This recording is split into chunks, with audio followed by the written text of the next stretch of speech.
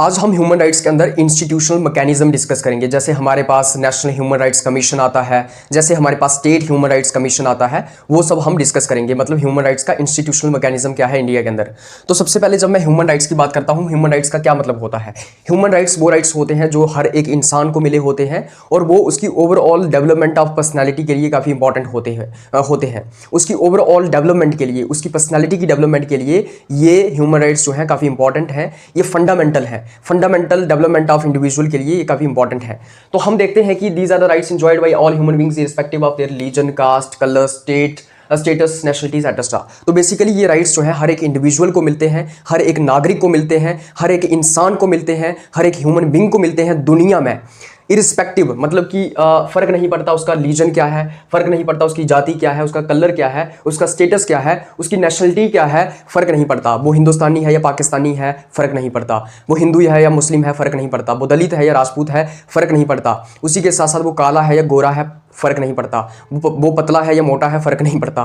वो लंबा है या छोटा है, फ़र्क नहीं पड़ता। तो basically irrespective of discrimination, irrespective of any discrimination, उसको जो है हर एक इंसान को जो है ये राइट्स मिलते हैं। हम देखते हैं कि 10 दिसंबर 1948 को क्या होता है, जो हमारा यूनाइटेड नेशन ऑर्गेनाइजेशन है, यूनाइटेड नेशन ऑर्गेनाइजेशन के द्वारा एक डिक्लेरेशन की जाती है जिसको हम universal declaration of human rights कहते हैं। और इसके अंदर क्या किया गया था, जो ह्यूमन राइट्स हैं उनकी लिस्ट बताई गई थी कि क्या क्या ह्यूमन राइट्स होंगे, क्या क्या ह्यूमन राइट्स हैं हमारे पास। तो वो ह्यूमन राइट्स की लिस्ट जो है वो universal declaration of human rights के अंदर दी जाती है 1948 में, जिसको हम UDHR भी कहते हैं। तो यूनाइटेड नेशन के द्वारा 10 दिसंबर 1948 को क्या किया जाता है, universal declaration of human rights की जाती है, जिसके अंदर हर एक इंसान के जो ह्यूमन राइट्स हैं उनको रिकॉग्नाइज किया गया था, उनको मेंशन किया गया था। और इसलिए हम 10 दिसंबर को क्या करते हैं, हर साल जो है वो ह्यूमन राइट्स डे की तरह 10 दिसंबर को हम मनाते हैं।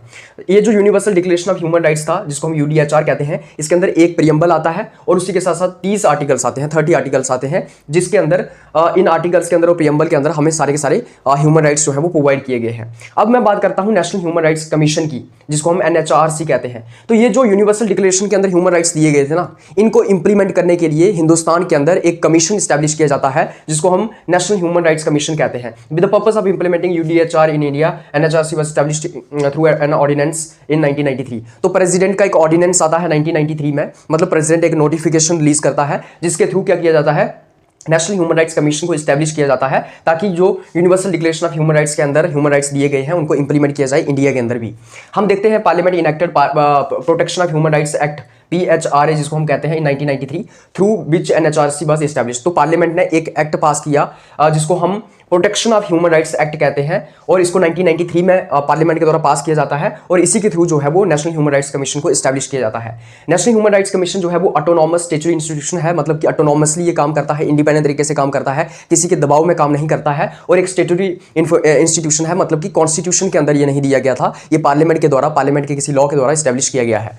उसके बाद हम बात करते हैं कंपोजिशन ऑफ NHRC की, मतलब कि नेशनल ह्यूमन राइट कमीशन जो है उसके अंदर क्या क्या आता है, उसकी कंपोजिशन क्या है। तो बेसिकली ये एक मल्टी मेंबर कमेटी है, मतलब नेशनल ह्यूमन राइट्स कमीशन के अंदर बहुत सारे मेंबर्स आते हैं। सबसे पहले इसके अंदर एक चेयरपर्सन आता है जो कि नेशनल ह्यूमन राइट कमीशन को हेड करता है। एक चेयरपर्सन आता है जो कि कौन होना चाहिए, चीफ जस्टिस होना चाहिए सुप्रीम कोर्ट का, मतलब कि वो सुप्रीम कोर्ट का चीफ जस्टिस रह चुका है।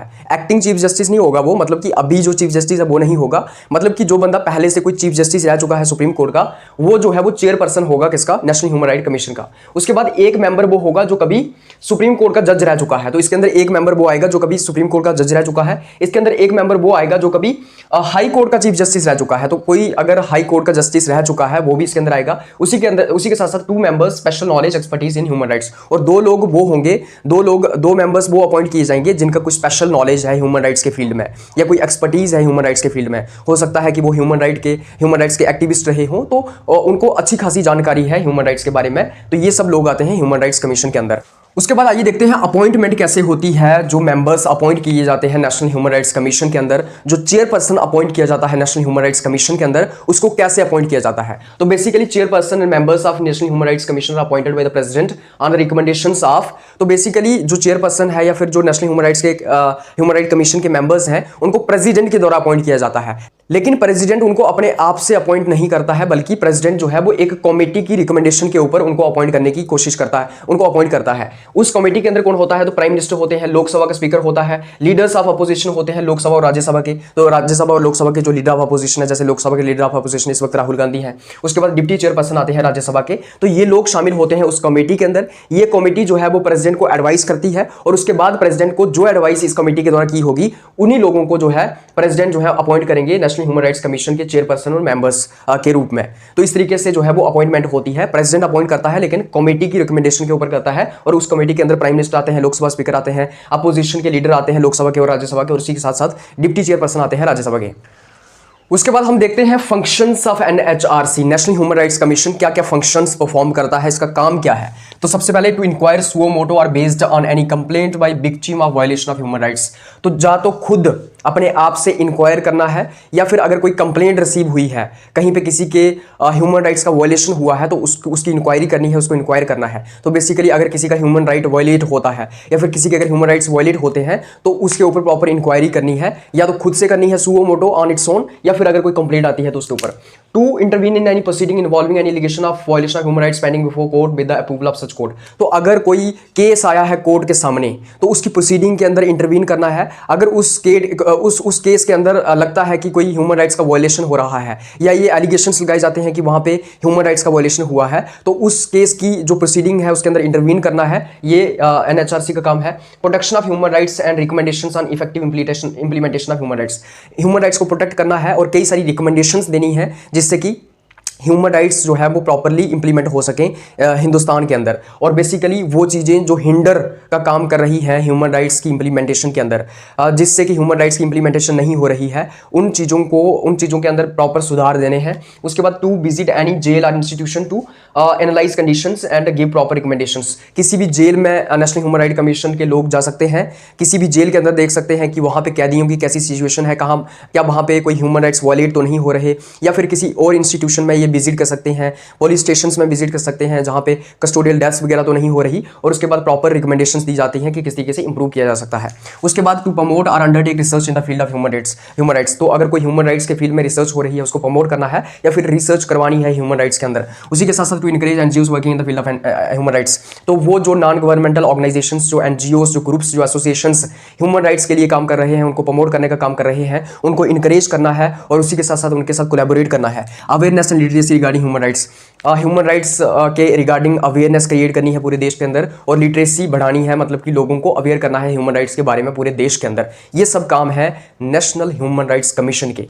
उसके बाद हम बात करते हैं स्टेट ह्यूमन राइट्स कमीशन की।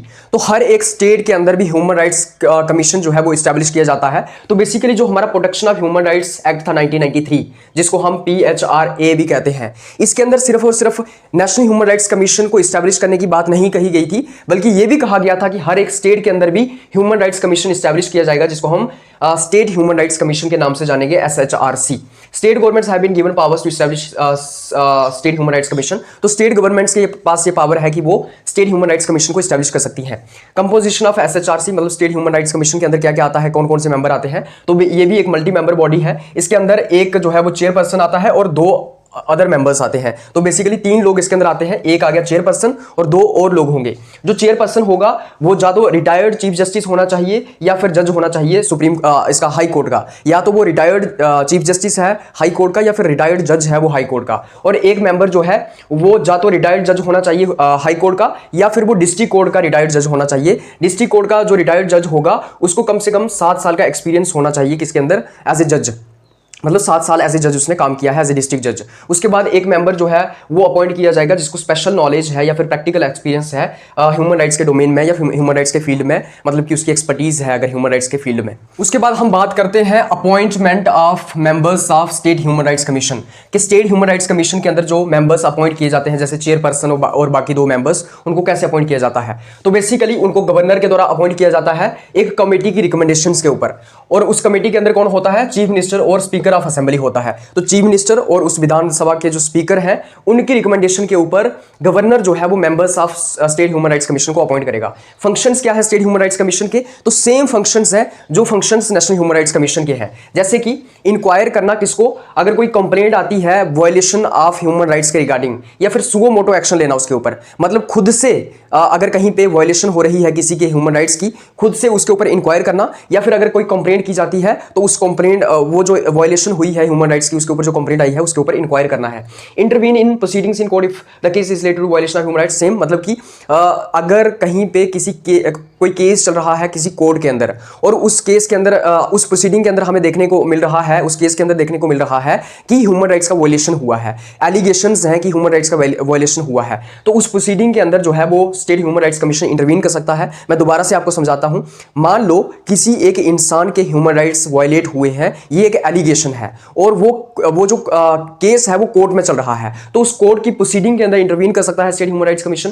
Protection of human rights and recommendation on effective implementation, human rights को प्रोटेक्ट करने का काम करना है, उनको प्रमोट करने का काम करना है, और उसी के साथ साथ अगर ह्यूमन राइट्स अच्छे तरीके से अपने इंप्लीमेंट नहीं हो पा रही हैं, कुछ कमियां हैं, तो उसके ऊपर रिकमेंडेशंस देनी है ताकि किस तरीके से हम अच्छे तरीके से ह्यूमन राइट्स को इंप्लीमेंट कर पाएं पूरे देश के अंदर, और खास करके एक पर्टिकुलर स्टेट के अंदर जहां पे स्टेट ह्यूमन राइट्स कमीशन को बनाया गया है। टू प्रमोट और undertake research in the field of human rights, अगर कोई रिसर्च हो रही है ह्यूमन राइट्स के अंदर तो उसको प्रमोट करना है या फिर रिसर्च करवानी है ह्यूमन राइट्स के फील्ड के अंदर। इनकरेज एनजीओस, उन नॉन गवर्नमेंटल ऑर्गेनाइजेशन को इनकरेज करना है जो कि ह्यूमन राइट्स के फील्ड में काम कर रहे हैं और उनके साथ कोलैबोरेट करना है। Awareness and literacy regarding the human rights, तो पूरी स्टेट के अंदर और खास करके पूरे देश के अंदर जो है वो ह्यूमन राइट्स के रिलेटेड जो है वो अवेयरनेस को क्रिएट करना है, लिटरेसी को क्रिएट करना है और लोगों तक ये बात पहुंचानी है, लोगों को अवेयर करना है कि उनके ह्यूमन राइट्स क्या है। तो बेसिकली इसके फंक्शंस भी वही हैं जो नेशनल ह्यूमन राइट्स कमीशन के फंक्शन हैं। दोनों में फर्क इतना है कि स्टेट ह्यूमन राइट्स कमीशन इसलिए बनाए गए हैं ताकि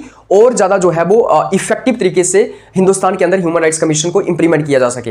basically national human rights commission जो है वो सारे के सारी स्टेट्स को कवर करने में उसको थोड़ी सी डिफिकल्टी आ सकती है काम करने में, इसलिए थोड़ा सा काम आसान करने के लिए स्टेट ह्यूमन राइट्स कमीशन को बनाया गया है। और ये जो स्टेट ह्यूमन राइट्स कमीशन है ये बेसिकली एक स्टेट के ऊपर फोकस करते हैं, बेसिकली जनरली एक स्टेट के ऊपर फोकस करते हैं जहां पे ह्यूमन राइट्स का वायलेशन हो रहा है या वहां पे इंप्लीमेंट नहीं हो रहे हैं ह्यूमन राइट्स प्रॉपर्ली, तो एक स्टेट के ऊपर जिस स्टेट में स्टेट ह्यूमन राइट्स कमीशन बनाया गया है वहीं पे मेन फोकस इनका होता है। तो इस तरीके से हम देखते हैं कि हमारे पास इंस्टीट्यूशनल मैकेनिज्म आता है ह्यूमन राइट्स का, जिसके अंदर हम नेशनल ह्यूमन राइट्स कमीशन को और स्टेट ह्यूमन राइट्स कमीशन को डिस्कस करते हैं। अगर आपको इस लेक्चर का पीडीएफ चाहिए तो आप इस वीडियो की डिस्क्रिप्शन में जा सकते हैं, वहां पे टेलीग्राम चैनल का लिंक दिया होगा, वहां से आप टेलीग्राम चैनल ज्वाइन कर सकते हैं, आपको पीडीएफ मिल जाएगा। आप सब लोगों का बहुत बहुत धन्यवाद।